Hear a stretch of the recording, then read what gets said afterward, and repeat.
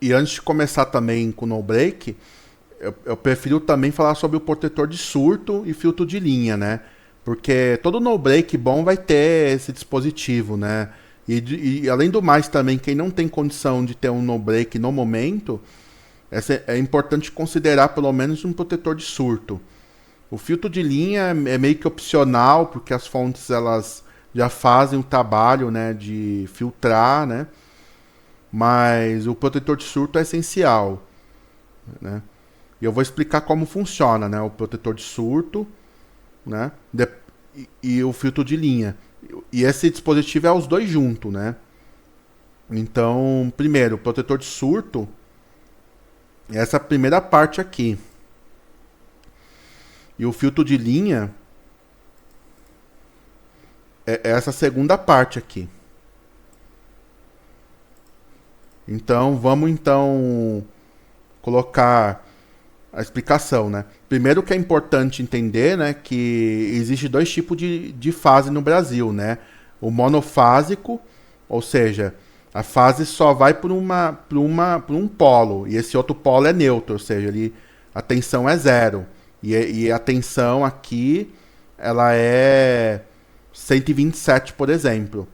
Então a tensão de 127, ela fica a hora 127 positivo, né? Hora 127 negativo em um polo só, né? E a segunda em um polo só, né? E a segunda coisa, né? Em algumas regiões a tensão é bifásica, ou seja, ela geralmente é 220, né? E a tensão vem 110 para uma fase e 110 para outra, né? Muito cuidado quando a tensão é bifásica, porque quando há dois, né, quando há duas fases, né, além de tornar um perigo maior de choque elétrico, porque muitos interruptores só cortam uma fase, não cortam as duas, inclusive até o no break também, ele muitas vezes ele só corta uma fase, embora a energia vai ser cortada, ou seja, ele não vai consumir, não vai passar energia, mas pode dar choque mesmo, né, ele na tomada, por assim dizer, desligado, né? Já quando é uma fase só, o interruptor, quando corta a fase, simplesmente fica zerado mesmo, não tem potencial elétrico nenhum, risco de choque nenhum. E o segundo, como eu vou explicar aqui, né? Porque ter duas fases pode ser perigoso, né? Então, primeiro, né? Vamos falar o funcionamento normal do dispositivo. Quando a tensão está normal, né? A tensão ideal, ela está normal. E a onda está a 60 Hz, né? Ou 50 em algumas regiões. E não tem harmônicas, não tem ruído, não tem surto nenhum, né? Como que ele vai se comportar? Simplesmente, né? A tensão vai fluir normal. Ele vai passar pelo fusível. E aqui esses componentes, eu vou até colocar aqui em vermelho, esses componentes nem vai, né, ele vai se comportar como uma chave aberta. Ou seja, ele não vai conduzir, né? O capacitor, em teoria, ele vai às vezes carregar um pouquinho, né? Porque vai, né, é mentira falar que ele não vai carregar, né? Mas ele nem vai atrapalhar, né, o funcionamento, né? Ele vai só manter uma média, né, e vai simplesmente, né, deixar passar como se fosse um fio, né? Né? E aqui vai ser como se fosse uma chave aberta, ou seja, ele vai se comportar como se fosse uma chave aberta, em teoria. Aqui é a mesma coisa, né? O indutor ele vai se comportar como uma chave aberta para cá e vai comportar como uma chave fechada. Ele vai passar normalmente a tensão, sem interferir. O consumo não vai ser quase nulo, né?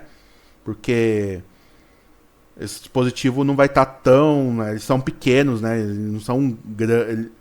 Ele tem baixa, né, indutância, baixa capacitância, então não vai ter consumo nenhum, né, muito pequeno. Então essa é a primeira fase, né, do funcionamento. A primeira fase do funcionamento, quando está tudo normal, é independente de ser bifásico ou monofásico, né, ele vai se comportar como se estivesse ligado na tomada. Só que protegido, obviamente, né? Essa parte também esquece aqui, essa parte do LED, que ele só tá pegando aqui o um resistor para limitar a corrente, né? E esse resistor vai ficar com a tensão quase que total da tomada, né? Porque quando há um resistor, né? Depois, né? Agora não vem um caso fazer cálculo, né? Mas a tensão é dividida entre os componentes, né? Entre a carga, né?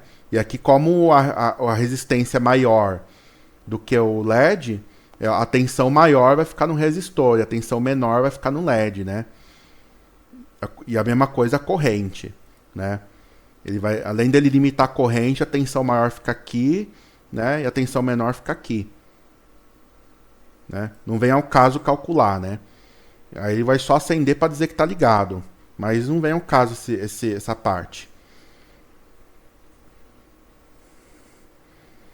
Aí tem a primeira coisa que pode acontecer, né? Vamos supor que você não, que é só uma fase, por exemplo, você só tem uma fase e não tem um pino terra. Ou não tem um aterramento, né? Tá aterrado, não está aterrado mesmo, né? Você colocou no adaptador, por exemplo, né? Ou comprou aqueles protetores de surto, né? Que existe também, né? Da Clamper só com 2 pinos, né? Porque tá usando equipamento de 2 pinos. Se ele só tem uma fase, a atuação dele vai ser o seguinte, né? Ele vai simplesmente desviar pro neutro. Ou seja, quando há uma alta tensão, né?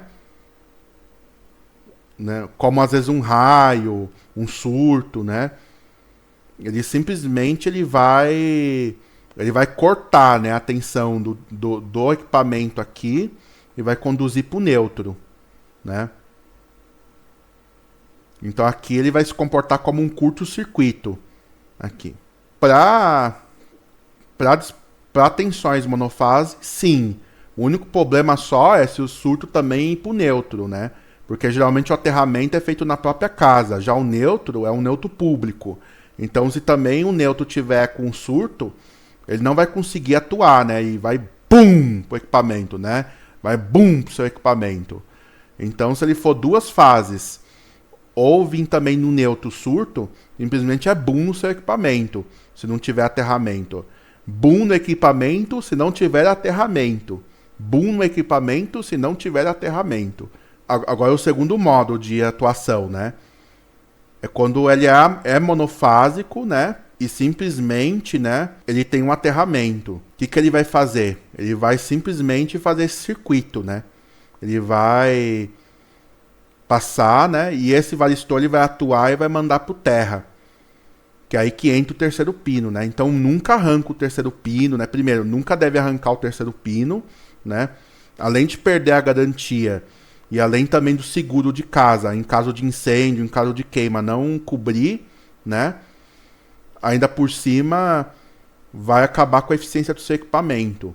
E ainda por cima, né? Você vai ter uma falsa sensação de proteção, né? Então não deve nunca cortar o terceiro pino, né? Ah, mas eu não tenho aterramento, o que eu faço? O conselho é a médio prazo, né, que tem que ser médio curto, providencie o aterramento, né? A curto prazo, né, coloca temporariamente um adaptador, né? Se tem que usar, se é necessário usar o equipamento antes, né, de aterrar, né? Porque pode, né, não vai ser da noite pro dia, né, que vai vir alguém fazer o aterramento, né? Mas pode ser da noite pro dia que você precisa usar o computador, você vai colocar um adaptador, né? A única diferença é que, né, que ele só vai ter, se você tiver monofásico, né, ele só vai ter o benefício do neutro, né? E se você tiver bifásico, você vai estar em risco, né? Você só vai ter o equipamento só para falar que tem, né? Então essa é a primeira coisa que vai acontecer, né? Em teoria também, quando ele é monofásico, também o neutro também ele vai funcionar também, né? Ou seja, ele vai ter ele vai proteger desses 2 modos, né? Ele vai ter a proteção do terra e vai ter a proteção do neutro. Então ele vai atuar dessa maneira quando haver uma monofase. Já quando haver 2 fases, né? Ah, lembrando que é 150 volts o varistor. Mas por que não vai queimar se tiver 220? Porque cada fase vai estar 110. Vai estar 110, então vai estar abaixo do varistor, né? Então os dois em conjunto vai ser como se fosse 300 volts, né? Então quando há duas fases, aí que entra esses dois em conjunto, ele vai desviar para o terra, né? Quando tiver um surto. Então esse é o primeiro funcionamento, né, do protetor de surto. E é imprescindível também ter um fusível ou uma chave rearmável. Por quê? Porque o varistor não vai aguentar por muito tempo descarregar, né, a corrente. Então, quando haver um surto, simplesmente, né, o fusível tem que queimar rapidamente antes do varistor estourar e abrir. Porque se o varistor abrir, né, antes do fusível estourar, simplesmente toda a tensão volta para o equipamento. Então, assim, em tese também, né, agora, muitos protetores de surto tem um centelhador de gás também, né, que não vem ao caso explicar, mas é tipo um gás também que conduz em alta tensão também, né. Isso, assim como o varistor, mas a diferença do centelhador de gás é que ele demora mais para queimar, né, ou seja, enquanto o varistor só suporta por pouco tempo a corrente alta, né, o surto, o centelhador de gás ele suporta por um tempo maior, né. Só que em contrapartida o centelhador de gás também ele tem uma ação lenta. Então o que aconteceria, né? Eu vou só hipoteticamente falar do centelhador de gás, né? Vou só aumentar aqui, né? Hipoteticamente o centelhador de gás está aqui. O que vai acontecer? Primeiro ele vai fazer o fluxo pelo varistor, o varistor ele vai atuar, né? Primeiro, né? Enquanto o centelhador de gás ainda não atuou, né?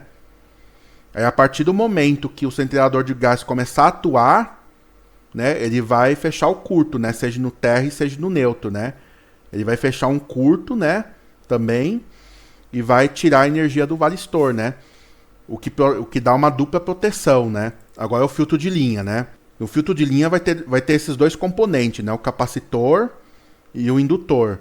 Para que serve o capacitor? O capacitor ele serve para poder evitar harmônicos de tensão, ou seja, ele simplesmente tensões acima de 60 Hz, né, variações de tensão, né, acima de 60 Hz, né, que são os famosos ruídos, né, de tensão, ele vai simplesmente, né, fechar um curto, né, ele vai se comportar como uma chave aberta, como uma chave fechada, ou seja, eu vou colocar aqui, né, o fluxo está indo, a tensão, e de repente houve um ruído, né, e esse ruído é de tensão, não é de corrente, né? É uma defasagem de tensão. O que vai acontecer? Essa harmônica, o ruído, ele vai desviar para o capacitor, né?